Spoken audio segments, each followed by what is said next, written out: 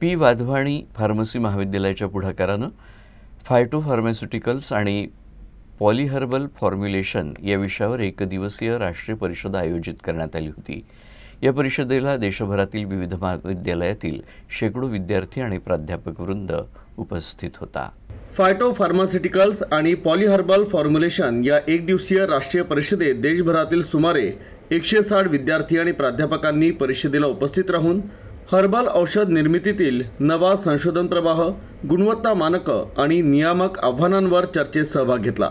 परिषदेचं उद्घाटन डॉक्टर भूषणकुमार साठे यांच्या हस्ते झालं।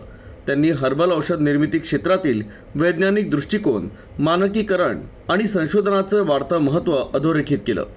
या एकदिवसीय राष्ट्रीय परिषदेत 3 सत्र आयोजित करण्यात आली होती। डॉक्टर श्रीरामजी ज्योतिषी यांनी हर्बल उत्पादनातील गुणवत्ता नियंत्रण आणि GMP मानकांवर मार्गदर्शन केलं।